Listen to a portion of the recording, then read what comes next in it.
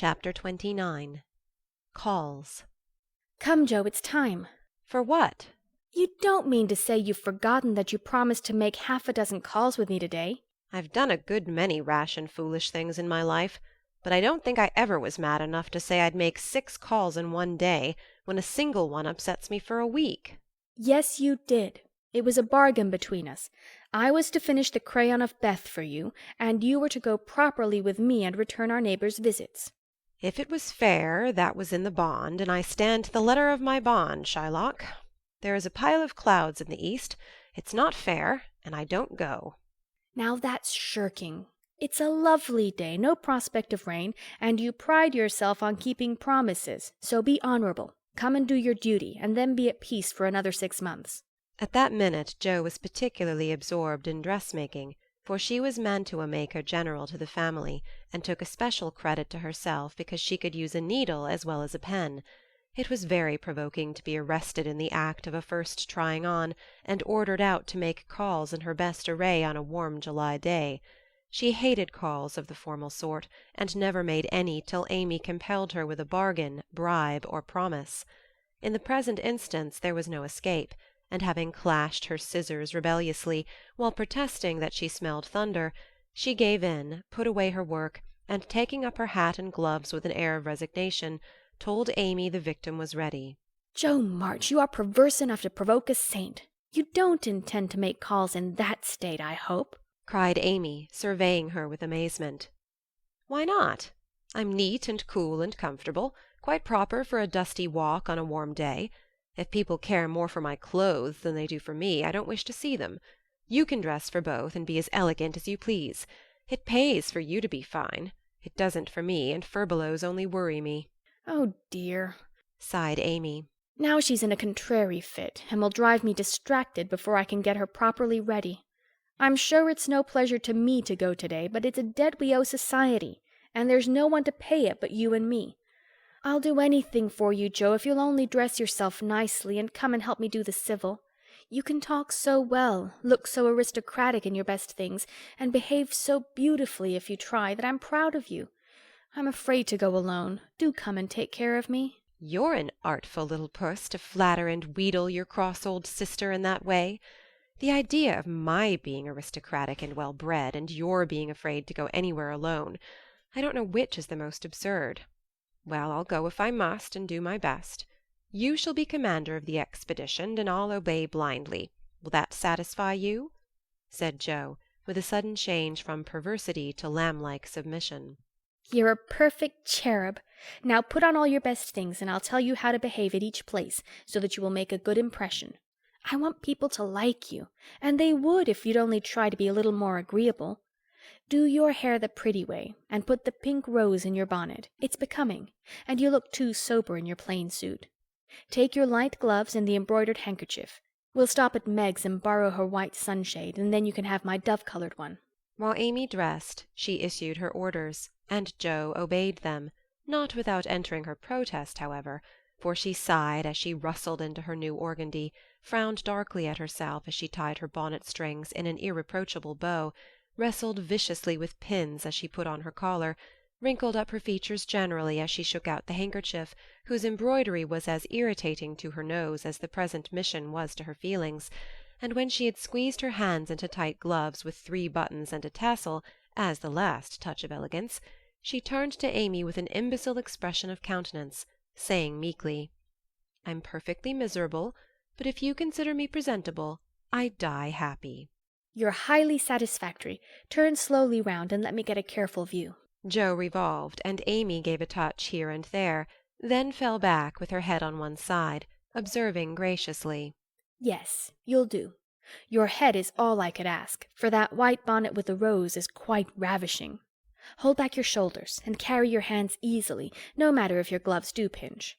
There's one thing you can do well, Jo, that is wear a shawl. I can't, but it's very nice to see you, and I'm so glad Aunt March gave you that lovely one. It's simple but handsome, and those folds over the arm are really artistic. Is the point of my mantle in the middle, and have I looped my dress evenly? I like to show my boots, for my feet are pretty, though my nose isn't. "You are a thing of beauty and a joy forever," said Jo. looking through her hand with the air of a connoisseur at the blue feather against the golden hair. "Am I to drag my best dress through the dust, or loop it up, please, ma'am?" Hold it up when you walk, but drop it in the house. The sweeping style suits you best, and you must learn to trail your skirts gracefully. You haven't half-buttoned one cuff. Do it at once. You'll never look finished if you're not careful about the little details, for they make up the pleasing whole. Jo sighed, and proceeded to burst the buttons off her glove in doing up her cuff, but at last both were ready, and sailed away, looking as pretty as pictures, Hannah said, as she hung out of the upper window to watch them. Now, Jo dear, the Chesters consider themselves very elegant people, so I want you to put on your best deportment. Don't make any of your abrupt remarks or do anything odd, will you? Just be calm, cool, and quiet. That's safe and ladylike, and you can easily do it for 15 minutes. Said Amy as they approached the first place, having borrowed the white parasol and been inspected by Meg, with a baby on each arm. "Let me see. Calm, cool, and quiet. Yes, I think I can promise that. I've played the part of a prim young lady on the stage, and I'll try it off. My powers are great, as you shall see, so be easy in your mind, my child." Amy looked relieved, but naughty Jo took her at her word, for during the first call she sat with every limb gracefully composed, every fold correctly draped, calm as a summer sea, cool as a snow-bank, and as silent as the Sphinx. In vain Mrs. Chester alluded to her charming novel, and the Misses Chester introduced parties, picnics, the opera, and the fashions. Each and all were answered by a smile, a bow, and a demure "yes" or "no" with the chill on.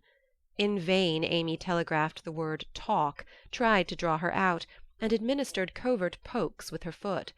Jo sat as if blandly unconscious of it all, with deportment like Maud's face, icily regular, splendidly null. "What a haughty, uninteresting creature that oldest Miss March is!" was the unfortunately audible remark of one of the ladies as the door closed upon their guests. Jo laughed noiselessly all through the hall, but Amy looked disgusted at the failure of her instructions, and very naturally laid the blame upon Jo. How could you mistake me so? I merely meant you to be properly dignified and composed, and you made yourself a perfect stock and stone. Try to be sociable at the Lambs, gossip as other girls do, and be interested in dress and flirtations and whatever nonsense comes up. They move in the best society, are valuable persons for us to know, and I wouldn't fail to make a good impression there for anything. "I'll be agreeable. I'll gossip and giggle and have horrors and raptures over any trifle you like. I rather enjoy this. And now I'll imitate what is called a charming girl.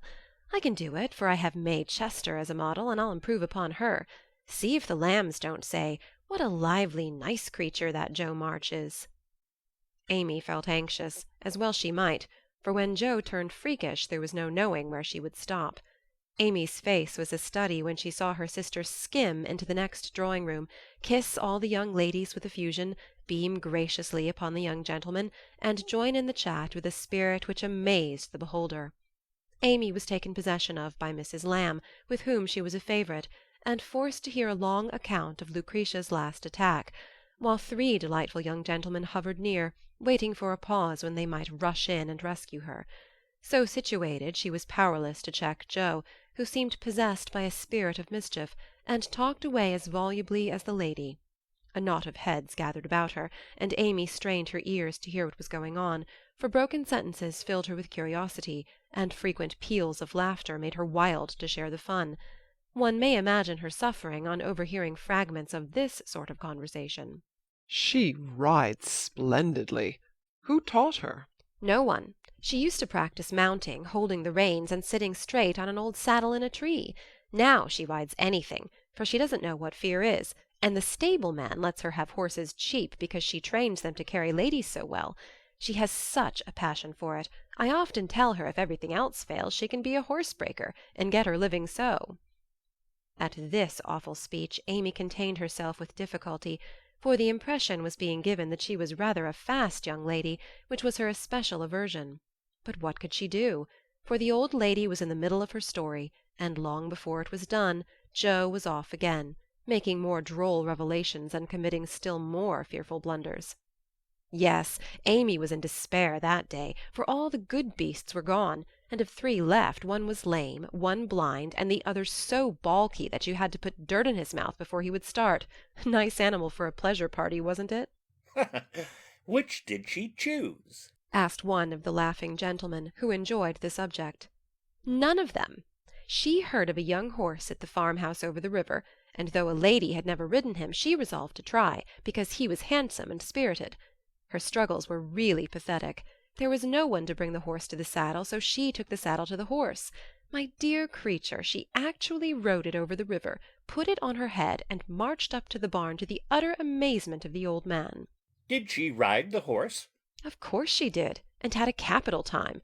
I expected to see her brought home in fragments, but she managed him perfectly, and was the life of the party." Well, I call that plucky. And young Mr. Lamb turned an approving glance upon Amy, wondering what his mother could be saying to make the girl look so red and uncomfortable. She was still redder and more uncomfortable a moment after, when a sudden turn in the conversation introduced the subject of dress. One of the young ladies asked Jo where she got the pretty drab hat she wore to the picnic, and stupid Jo, instead of mentioning the place where it was bought 2 years ago, must needs answer with unnecessary frankness, "Oh, Amy painted it. You can't buy those soft shades, so we paint ours any color we like. It's a great comfort to have an artistic sister." "Isn't that an original idea?" cried Miss Lamb, who found Jo great fun. "That's nothing compared to some of her brilliant performances. There's nothing the child can't do. Why, she wanted a pair of blue boots for Sally's party, so she just painted her soiled white ones the loveliest shade of sky blue you ever saw, and they looked exactly like satin," added Jo, with an air of pride in her sister's accomplishments that exasperated Amy till she felt that it would be a relief to throw her card-case at her. "We read a story of yours the other day, and enjoyed it very much," observed the elder Miss Lamb, wishing to compliment the literary lady, who did not look the character just then, it must be confessed. Any mention of her works always had a bad effect upon Jo, who either grew rigid and looked offended, or changed the subject with a brusque remark, as now. "Sorry you could find nothing better to read. I write that rubbish because it sells, and ordinary people like it. Are you going to New York this winter?" As Miss Lamb had enjoyed the story, this speech was not exactly grateful or complimentary. The minute it was made Jo saw her mistake, but fearing to make the matter worse, suddenly remembered that it was for her to make the first move toward departure, and did so with an abruptness that left 3 people with half-finished sentences in their mouths. "Amy, we must go. Good-bye, dear. Do come and see us. We are pining for a visit. I don't dare to ask you, Mr. Lamb, but if you should come, I don't think I shall have the heart to send you away." Jo said this with such a droll imitation of May Chester's gushing style that Amy got out of the room as rapidly as possible, feeling a strong desire to laugh and cry at the same time. "Didn't I do well?" asked Jo, with a satisfied air as they walked away. "Nothing could have been worse," was Amy's crushing reply. "What possessed you to tell those stories about my saddle and the hats and boots and all the rest of it?" "Why, it's funny, and amuses people. They know we are poor, so it's no use pretending that we have 5 grooms, buy 3 or 4 hats a season, and have things as easy and fine as they do." "You needn't go and tell them all our little shifts and expose our poverty in that perfectly unnecessary way. You haven't a bit of proper pride, and never will learn when to hold your tongue and when to speak," said Amy despairingly. Poor Jo looked abashed, and silently chafed the end of her nose with the stiff handkerchief, as if performing a penance for her misdemeanours. "How shall I behave here?" she asked, as they approached the 3rd mansion. "Just as you please. I wash my hands of you," was Amy's short answer. "Then I'll enjoy myself. The boys are at home, and we'll have a comfortable time. Goodness knows I need a little change, for elegance has a bad effect upon my constitution," returned Jo gruffly, being disturbed by her failure to suit. An enthusiastic welcome from 3 big boys and several pretty children speedily soothed her ruffled feelings, and leaving Amy to entertain the hostess and Mr. Tudor, who happened to be calling likewise, Jo devoted herself to the young folks and found the change refreshing. She listened to college stories with deep interest, caressed pointers and poodles without a murmur, agreed heartily that Tom Brown was a brick, regardless of the improper form of praise, and when one lad proposed a visit to his turtle-tank, she went with an alacrity which caused mamma to smile upon her, as that motherly lady settled the cap which was left in a ruinous condition by filial hugs, bear-like but affectionate, and dearer to her than the most faultless coiffure from the hands of an inspired Frenchwoman. Leaving her sister to her own devices, Amy proceeded to enjoy herself to her heart's content. Mr. Tudor's uncle had married an English lady who was third cousin to a living lord, and Amy regarded the whole family with great respect, for in spite of her American birth and breeding, she possessed that reverence for titles which haunts the best of us, that unacknowledged loyalty to the early faith in kings which set the most democratic nation under the sun in ferment at the coming of a royal yellow-haired laddie some years ago, and which still has something to do with the love the young country bears the old, like that of a big son for an imperious little mother, who held him while she could, and let him go with a farewell scolding when he rebelled.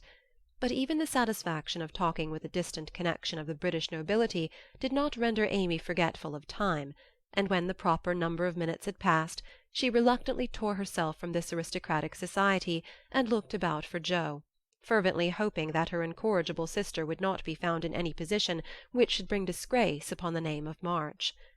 It might have been worse, but Amy considered it bad, for Joe sat on the grass, with an encampment of boys about her, and a dirty-footed dog reposing on the skirt of her state and festival dress, as she related one of Laurie's pranks to her admiring audience. One small child was poking turtles with Amy's cherished parasol, a second was eating gingerbread over Joe's best bonnet, and a third playing ball with her gloves. But all were enjoying themselves, and when Joe collected her damaged property to go, her escort accompanied her, begging her to come again. It was such fun to hear about Laurie's larks. Capital boys, aren't they? I feel quite young and brisk again after that, said Joe, strolling along with her hands behind her, partly from habit, partly to conceal the bespattered parasol. Why do you always avoid Mr. Tudor? Asked Amy, wisely refraining from any comment upon Joe's dilapidated appearance. Don't like him. He puts on airs, snubs his sisters, worries his father, and doesn't speak respectfully of his mother. Laurie says he is fast, and I don't consider him a desirable acquaintance, so I let him alone. You might treat him civilly at least. You gave him a cool nod, and just now you bowed and smiled in the politest way to Tommy Chamberlain, whose father keeps a grocery store. If you had just reversed the nod and the bow, it would have been right, said Amy reprovingly. No, it wouldn't, returned Joe. I neither like, respect, nor admire Tudor, though his grandfather's uncle's nephew's niece was a third cousin to a lord. Tommy is poor and bashful and good, and very clever. I think well of him, and I like to show that I do, for he is a gentleman in spite of the brown paper parcels. It's no use trying to argue with you, began Amy. Not the least, my dear, interrupted Joe. So let us look amiable and drop a card here, as the kings are evidently out, for which I'm deeply grateful. The family card-case having done its duty, the girls walked on, and Joe uttered another thanksgiving on reaching the fifth house and being told that the young ladies were engaged. Now let us go home, and never mind Aunt March to-day. We can run down there any time, and it's really a pity to trail through the dust in our best bibs and tuckers when we are tired and cross. Speak for yourself, if you please. Aunt March likes to have us pay her the compliment of coming in style and making a formal call. It's a little thing to do, but it gives her pleasure. And I don't believe it will hurt your things half so much as letting dirty dogs and clumping boys spoil them. Stoop down and let me take the crumbs off of your bonnet. What a good girl you are, Amy, said Joe, with a repentant glance from her own damaged costume to that of her sister, which was fresh and spotless still. I wish it was as easy for me to do little things to please people as it is for you. I think of them, but it takes too much time to do them, so I wait for a chance to confer a great favour and let the small ones slip. But they tell best in the end, I fancy. Amy smiled, and was mollified at once, saying with a maternal air, Women should learn to be agreeable, particularly poor ones, for they have no other way of repaying the kindnesses they receive. If you'd remember that and practice it, you'd be better liked than I am, because there is more of you. I'm a crotchety old thing, and always shall be, but I'm willing to own that you are right. Only it's easier for me to risk my life for a person than to be pleasant to him when I don't feel like it. It's a great misfortune to have such strong likes and dislikes, isn't it? It's a greater not to be able to hide them. I don't mind saying that I don't approve of Tudor any more than you do, but I'm not called upon to tell him so. Neither are you, and there is no use in making yourself disagreeable because he is." But I think girls ought to show when they disapprove of young men, and how can they do it except by their manners? Preaching does not do any good, as I know to my sorrow, since I have had Teddy to manage. But there are many little ways in which I can influence him without a word, and I say we ought to do it to others if we can." "Teddy is a remarkable boy, and can't be taken as a sample of other boys," said Amy in a tone of solemn conviction, which would have convulsed the remarkable boy if he had heard it. "If we were belles, or women of wealth and position, we might do something, perhaps. But for us to frown at one set of young gentlemen because we don't approve of them, and smile upon another set because we do, wouldn't have a particle of effect, and we should only be considered odd and puritanical." So we are to countenance things and people which we detest, merely because we are not belles and millionaires, are we? That's a nice sort of morality. "I can't argue about it. I only know that it's the way of the world, and people who set themselves against it only get laughed at for their pains. I don't like reformers, and I hope you never try to be one." I do like them, and I shall be one if I can, for in spite of the laughing the world would never get on without them. We can't agree about that, for you belong to the old set and I to the new. You will get on the best, but I shall have the liveliest time of it. I should rather enjoy the brickbats and hooting, I think. "Well, compose yourself now, and don't worry Aunt with your new ideas." I'll try not to, but I'm always possessed to burst out with some particularly blunt speech or revolutionary sentiment before her. It's my doom, and I can't help it. They found Aunt Carroll with the old lady, both absorbed in some very interesting subject, but they dropped it as soon as the girls came in, with a conscious look which betrayed that they had been talking about their nieces. Joe was not in a good humour, and the perverse fit returned, but Amy, who had virtuously done her duty, kept her temper and pleased everybody, was in a most angelic frame of mind. This amiable spirit was felt at once, and both aunts "my deared" her affectionately, looking what they afterward said emphatically. "That child improves every day." "Are you going to help about the fair, dear?" asked Mrs. Carroll, as Amy sat down beside her with the confiding air elderly people like so well in the young. "Yes, Aunt. Mrs. Chester asked me if I would, and I offered to tend a table as I have nothing but my time to give." "I'm not," put in Joe decidedly. "I hate to be patronized, and the Chesters think it's a great favor to allow us to help with their highly connected fair. I wonder you consented, Amy. They only want you to work." "I am willing to work. It's for the freedmen as well as the Chesters, and I think it very kind of them to let me share the labor and the fun. Patronage does not trouble me when it is well meant." "Quite right and proper. I like your grateful spirit, my dear. It's a pleasure to help people who appreciate our efforts. Some do not, and that is trying," observed Aunt March, looking over her spectacles at Joe, who sat apart, rocking herself with a somewhat morose expression. If Joe had only known what a great happiness was wavering in the balance for one of them, she would have turned dove-like in a minute. But unfortunately we don't have windows in our breasts, and cannot see what goes on in the minds of our friends. Better for us that we cannot, as a general thing, but now and then it would be such a comfort, such a saving of time and temper. By her next speech Joe deprived herself of several years of pleasure, and received a timely lesson in the art of holding her tongue. "I don't like favours. They oppress and make me feel like a slave. I'd rather do everything for myself and be perfectly independent," coughed Aunt Carroll softly, with a look at Aunt March. "I told you so," said Aunt March with a decided nod to Aunt Carroll. Mercifully unconscious of what she had done, Joe sat with her nose in the air and a revolutionary aspect which was anything but inviting. "Do you speak French, dear?" asked Mrs. Carroll, laying a hand on Amy's. "Pretty well, thanks to Aunt March, who lets Esther talk to me as often as I like," replied Amy with a grateful look, which caused the old lady to smile affably. "How are you about languages?" asked Mrs. Carroll of Joe. "Don't know a word. I'm very stupid about studying anything. Can't bear French. It's such a slippery, silly sort of language," was the brusque reply.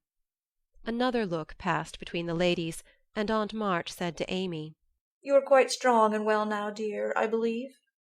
Eyes don't trouble you any more, do they?" "Not at all, thank you, ma'am. I'm very well, and mean to do great things next winter, so that I may be ready for Rome whenever that joyful time arrives." "Good girl. You deserve to go, and I'm sure you will some day," said Aunt March with an approving pat on the head as Amy picked up her ball for her. "Crosspatch, draw the latch, sit by the fire and spin," squalled Polly, bending down from his perch on the back of her chair to peep into Joe's face, with such a comical air of impertinent inquiry that it was impossible to help laughing. "Most observing bird," said the old lady. "Come and take a walk, dear," cried Polly, hopping toward the china closet with a look suggestive of a lump of sugar. "Thank you, I will. Come, Amy." And Joe brought the visit to an end, feeling more strongly than ever that calls did have a bad effect upon her constitution. She shook hands in a gentlemanly manner, but Amy kissed both the aunts, and the girls departed, leaving behind them the impression of shadow and sunshine, which impression caused Aunt March to say as they vanished, "You'd better do it, Mary. I'll supply the money." and Aunt Carol to reply decidedly, I certainly will, if her father and mother consent.